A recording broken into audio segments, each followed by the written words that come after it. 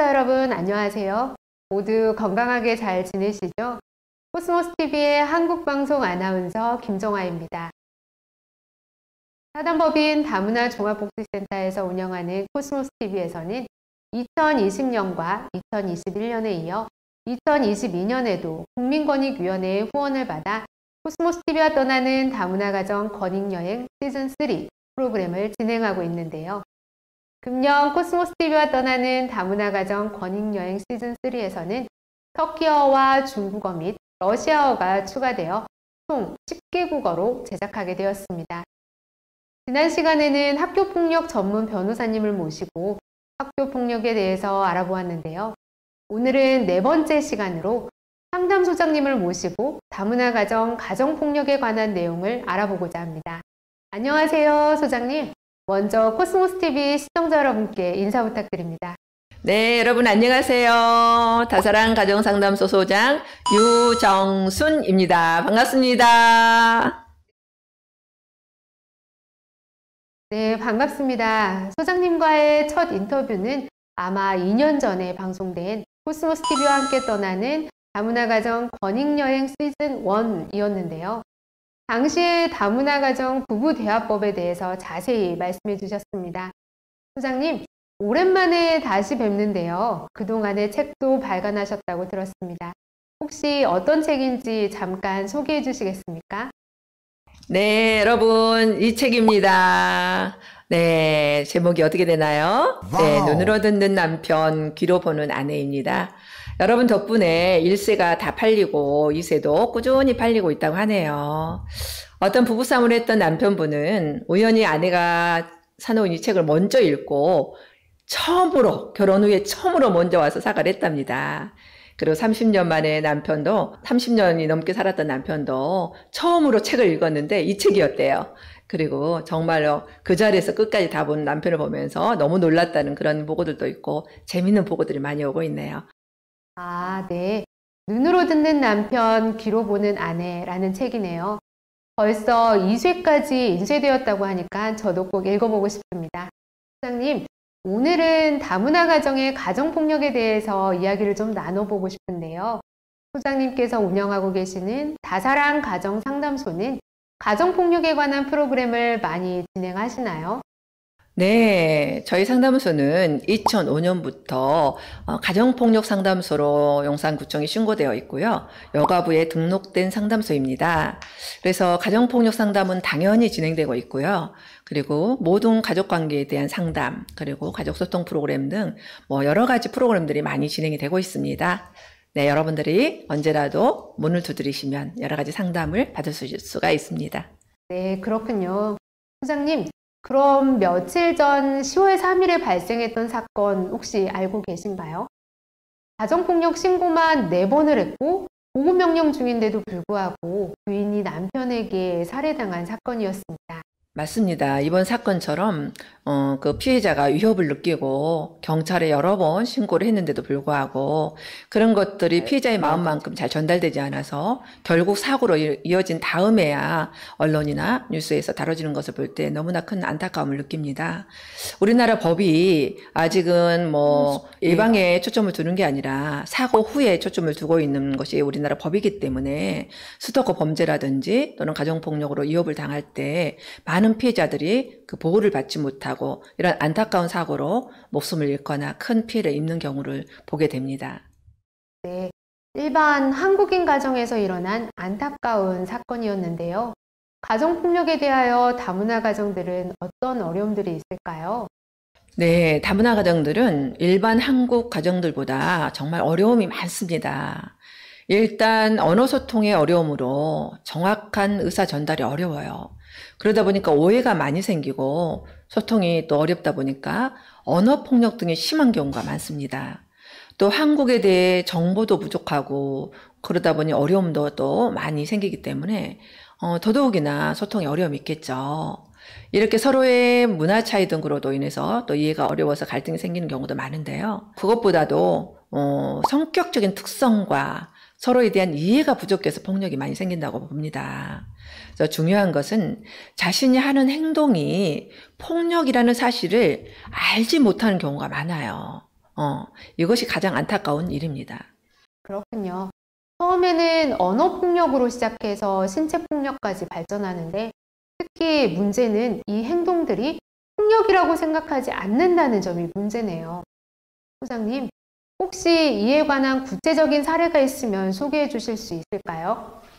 네, 사례가 많습니다만은 한 가지 사례를 든다면 어떤 남편분이 정말 너무 성실하고 알뜰한 분이었어요. 제가 만났을 때도 정말 성실한 분이었거든요. 근데 문제는 너무 알뜰하다 못해 구두쇠이다 보니까 아내에게 돈을 잘 주지 않고 버스비까지도 다 가계부에 기록하게 하는 분이었어요. 한 번은 아내가 같은 번호 버스를 타서 환승이 안 되고 요금을 한 번 더 내게 됐다고 해서 정말 심한 언어 폭력과 함께 아이들이 보는 앞에서 아내에게 무릎을 꿇게 하고 막대기로 허벅지를 때렸어요. 그런데 이것뿐만 아니라 이후에도 아내의 행동이 마음에 안 들거나 그렇게 자신이 하라는 대로 하지 않으면 아주 심한 언어 폭력과 신체적 폭력을 행하고 했다라는 것을 나중에 알게 됐어요. 근데 아내는 아이들도 아직 어리고 또 약자인 외국인의 입장이어서 이혼을 하지 않기 위해서 정말 혼자서 꿋꿋하게 정말 눈물을 흘리면서 견뎠는데 큰아이가 이제 중학교에 들어가면서 사춘기가 되면서 약간의 말대답을 아버지에게 하게 된 거예요. 그래서 이 아버지가 너무 화가 나가지고 아이를 때린 거예요. 다음날 학교에 가니까 하루 이제 결석을 하고 학교에 갔더니 선생님이 어제 왜 학교에 오지 않았냐 이렇게 물어보니까 아빠가 때렸다는 말을 하게 된 거예요. 그래서 지금은 이제 가정폭력에 대해서 너무나 학교에서는 민감하게 대응을 하고 있기 때문에 아이하고 상담을 한 선생님이 바로 경찰에 신고를 하게 됐죠. 학교나 사회복지기관이나 병원이나 이런 청소년들을 대상으로 하는 모든 기관들은 의무 신고 기관들이거든요. 상담소도 마찬가지입니다. 그래서 이제 아이하고 상담을 해보니까 아빠의 폭력이 오랫동안 지속돼 왔고 엄마를 때리는 영상도 아이가 가지고 있었어요. 이분은 바로 일하는 그 일터에서 바로 체포돼서 바로 구치소로 가게 됐죠. 그분은 외적으로는 술, 담배도 전혀 하지 않고 정말로 전략정신도 강하고 성실한 사람이었어요. 그러나 가족을 통제하고 집에서는 매우 폭력적인 행동을 했기 때문에 밖에 사람은 아무도 몰랐던 거죠. 그래서 결국은 가정폭력을 고소를 하고 오랫동안 쉼터에서 이 엄마와 딸들은 이제 보호를 받다가 상담을 여러 번 했지만 아이들이 절대로 아빠와는 살지 않겠다고 완강하게 거부를 해서 결국 남편분은 이혼을 당하게 됐어요. 엄마는 가정을 지키기 위해서 폭력을 견디고 있었지만 아이들은 그런 아빠에 대한 원망과 또 분노로 아빠를 떠나는 것을 선택하게 됐죠. 남편은 가족을 위해서 성실하게 일하고 또 열심히 저축하고 가족의 미래를 준비한다고 생각했지만 가장 소중한 아내와 자녀에게 하는 행동은 전혀 가족을 위한 행동이 아니었던 거죠. 참 마음 아프고 안타까운 사건이었습니다. 네, 정말 안타까운 사연이면서도 결국은 이혼하게 된 가정폭력의 사례였는데요. 이 아버지는 신체적 폭력과 함께 버스비까지 관리하는 경제적인 폭력도 함께 했던 것 같습니다. 소장님, 혹시 이런 신체적 폭력 외에 또 다른 유형의 폭력도 있을까요? 네, 우리가 일반적으로 뭐 가정폭력이 일어났다 그러면 흔히 생각하는 게 어떤 거예요? 신체적 폭력을 생각하죠. 맞았다. 그죠? 그래서 신체적 폭력을 폭력이라고 인식하는 경우가 많은데, 폭력에는 신체적 폭력만이 폭력이 아닙니다. 내가 한 대도 아내나 아이들을 때리지 않았지만 상습적으로 욕을 한다거나 또는 돈을 주지 않는다거나 돈을 가지고 통제하려고 한다거나 이런 것들도 전부 다 폭력에 해당됩니다. 그래서 폭력에는 크게 신체적 폭력, 경제적 폭력, 정서적 폭력, 이런 언어적 폭력 이런 것들이 있기 때문에 여러분들이 그냥 신체적인 것만 폭력이라고 생각하면 안 된다는 거죠. 폭력에도 여러 종류가 있네요. 일반 내국인 가정보다 다문화 가정에서는 가정 내 갈등 요인이 좀 다른 것 같은데요. 다문화 가정에서 일어나는 가정폭력의 주요 원인이 되는 사람은 누구라고 생각하시나요? 네, 케이스마다 다르지만 일단 주로 남편분들이 가해자인 경우가 많죠. 아무래도. 그리고 또 시부모님을 모시고 사는 가정에서는 시부모님으로부터 그런 갈등으로 인해서 가정폭력이 일어난 경우도 많이 있습니다. 또 친척들에 의해서 가정폭력이 생기는 경우도 많고 그러거든요. 근데 1위는 아무래도 배우자죠. 남편분인 경우가 많아요. 근데 이런 이제 배우자들 중에서는 감정 조절 능력이 떨어지는 분들이 많이 있어요. 그래서 자기가 조금만 마음에 안 들면 그 분노 통제를 못해서 상대에게 아주 신체적이거나 언어적이거나 또는 이런 뭐 경제적인 폭력들을 행사하면서 그것들이 폭력이라는 인식이 전혀 없다라는 거죠. 또 서로 다른 문화권에서 성장했기 때문에 서로가 생각하는 방식이나 상식이 다를 수가 있거든요. 그런 차이를 잘 이해하지 못하고 본인의 기준에서 상대를 판단하고 통제하려는 마음 때문에 폭력이 많이 생기게 되죠. 네, 그렇군요. 주로 가해자가 남편분이라고 했는데요. 이 자리를 빌어 가정폭력을 일으키는 가해자에게 하시고 싶은 말씀이 있으면 해주시겠어요? 네, 우리는 모두 행복해지기 위해서 결혼을 선택했죠. 그런데 내게 가장 소중하고 또 내가 보호해야 될 가족에게 폭력을 행사하는 것은 가장 큰 상처고 범죄입니다. 여러분, 폭력은 범죄라는 것을 정확하게 인식하셔야 돼요. 폭력은 범죄다. 우리는 가족이란 관계는 뗄 수 없는 인연이기 때문에 그 상처가 평생 가고 또 대물림하면서 그 자녀에게 또 상처를 주게 되는 경우가 많이 있습니다. 가해자분들께 부탁하고 싶은 것은 가족 간에 갈등이 생기면 먼저 둘이 싸우지 말고 상담실을 놓고 해주시면 좋겠어요. 제가 상담을 해보면은 20년 이상 30년 동안 싸웠던 부부들도 상담을 통해서 비로소 서로에 대해서 알아가는 경우가 대부분이거든요. 그것은 서로가 서로에 대해서 너무 몰라서 무지 때문에 발생한 또 소통의 방법을 몰라서 발생하는 폭력들이 대부분이기 때문에 속상하고 화가 나고 마음에 안 들 때는 반드시 전문가를 찾아라. 그러면 여러분들에게 많은 도움이 있을 거라고 생각을 합니다. 그래서 어려움이 있을 때는 가족끼리 싸우지 마시고 이런 문제 때문에 고민인데 어떻게 해야 하나요? 하고 전화 한 통만 해주세요. 상담실로요. 네, 그렇죠.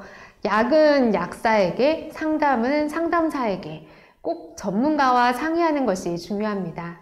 소장님, 그럼 이번에는 지금도 당하고 있을지 모르는 가정폭력 피해자에게 당부하고 싶은 말씀이 있으면 부탁드립니다. 네, 조금 전에도 말씀드린 것처럼 가정폭력은 범죄입니다. 이건 부부 싸움하고는 다른 거예요. 가정폭력은 범죄입니다. 그래서 참고 견디면 좋아지는 것이 아니에요. 점점 심해지고 점점 더 은밀하게 자행되기 때문에 절대로 그냥 있으시면 안 되고 반드시 초기에 경찰에 신고하는 것이 매우 중요합니다. 이게 몇 번 지나가고 나면 습관성이 되기 때문에 매우 위험합니다. 그래서 우리 다문화 여성들은 1577-1366 여기에 전화를 하시면은 여러분 나라의 대부분의 통역관이 있습니다. 그래서 저는 태국 사람이면 태국 사람입니다. 태국 그 상담자 부탁합니다. 라고 하면은 태국 상담자가 잘 상담을 해주십니다.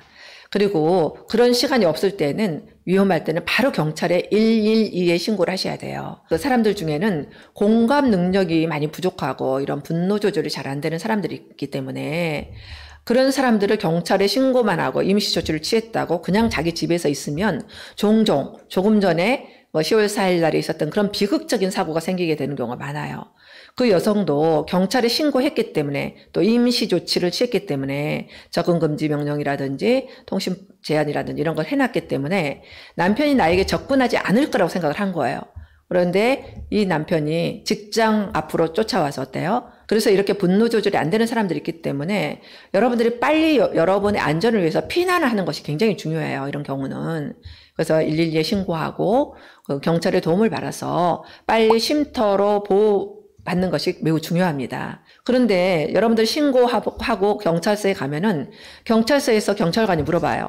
처벌을 원하십니까? 그럼 여러분들이 깜짝 놀라서 남편이 어떤 교도소에 가는 줄 알고 아니요 괜찮아요 됐어요 이렇게 돼버리거든요. 그러면은 모든 게 다 원점으로 돌아가기 때문에 남편은 아무런 처벌을 받지 않아요. 경찰에 일단 신고하고 쉼터로 피난을 하시고 그런 다음에 고소 여부를 결정하시는 거예요. 상담을 하면서 집으로 돌아가서 남편과의 상담을 통해서 가정을 회복할 것인지 아니면 이 과정을 끝낼 것인지를 결정을 하셔야 되는 거예요. 그래서 여러분들이 평소에 여러분 여권 뭐 주민등록 이런 것들, 신분증이라든지 비상금이라든지 가벼운 옷 같은 거 있잖아요. 이런 것들을 남편이 좀 이런 행태가 좋지 못하면은 언제라도 내가 집을 피할 수 있도록 그런 준비를 해놓는 것도 하나의 방법입니다. 일단은 위험하면 112에 신고한다. 그걸 꼭 기억해 주시기 바랍니다. 아시겠죠? 네, 감사합니다. 가해자에 이어서 피해자에게도 당부하고 싶은 말씀까지 해주셨는데요. 마지막으로 저희 코스모스 TV 시청자에게 하고 싶은 말씀이 있으면 한 말씀 해주시기 바랍니다. 네, 사랑하는 여러분, 우리는 모두 행복하게 살기를 원하죠. 행복하게 살기 위해서는 내가 상대를 존중하고 서로 맞춰가려는 노력이 필요해요. 부모가 늘 갈등하고 싸우는 모습을 보이면 자녀들의 영혼이 모두 병들어서 다 죽고 만다는 사실을 꼭 명심하셔야 돼요. 부모는 자녀의 뿌리입니다. 뿌리가 썩어버리면 그 썩어버린 뿌리 위에서는 열매가 열릴 수가 없어요. 그래서 여러분들이 자녀들을 위해서 돈을 벌고 잘 양육하려고 하지만 그런 것이 중요한 게 아니라 그보다 더 중요한 것이 엄마 아빠가 서로 존중하고 서로 사랑하는 모습이에요. 그렇기 때문에 아이들 학원비 때문에 부부싸움하고 그런 것이 아니라 아이 학원 한 개도 못 보내도 그냥 엄마가 아빠를 존중하고 아빠가 엄마를 사랑하고 서로 사이가 좋으면 그 아이는 잘 자랄 수밖에 없습니다. 그리고 대화를 하실 때는 항상 상대가 말할 때는 꼭 이것만 기억하세요. 상대의 말을 끝까지 잘 들어주시고 당신 마음이 그랬구나. 네 마음이 그랬구나. 그래 그럴 수도 있지. 이 세 가지만 기억하세요. 그랬구나. 그래 그럴 수도 있지. 이렇게 부드럽게 상대의 생각과 감정에 대해서 인정해 준 뒤에 내 이야기를 하면 된다라는 거예요. 네, 감사합니다. 그랬구나. 그래 그럴 수도 있지. 소통법을 말씀해 주셨는데요. 저희 코스모스 TV 시청자에게 마무리 인사 해주실래요? 네, 여러분 사랑합니다. 건강하시고요. 소통을 잘하고 또 폭력이 없는 행복한 우리들이 됩시다. 고맙습니다. 구독과 좋아요는 필수입니다. 여러분 사랑합니다. 네, 감사합니다. 지금까지 유정순 상담소장님과 함께 다문화 가정의 가정폭력 문제에 대해서 사례를 통해 자세히 알아보았습니다. 바쁘신 가운데 이렇게 인터뷰 시간을 내주신 소장님께 깊이 감사드립니다. 코스모스 TV 시청자 여러분, 한국의 일반적인 가정에서도 수많은 이유로 다양한 형태의 가정폭력이 이루어집니다. 그런데 서로 다른 문화에서 성장하고 언어도 통하지 않는 다문화 가정은 더 가정폭력에 노출될 수밖에 없습니다. 혹시 가정폭력을 당하고 계시다면 전화번호 1577-1366이나 112에 꼭 전화하시기 바랍니다. 그리고 이 전화번호를 꼭 주변의 다문화인들에게도 많이 알려주시면 좋을 것 같습니다. 오늘은 다사랑 가정상담소 소장님을 모시고 가정폭력에 대해서 알아보았는데요. 다음번 코스모스 TV와 떠나는 다문화 가정 권익여행 시즌3 마지막 회인 5번째 시간에도 다문화 가정에 꼭 필요한 내용을 준비하겠습니다. 그럼 구독과 좋아요 꼭 눌러주시고요. 다음에 또 만나요. 사랑합니다.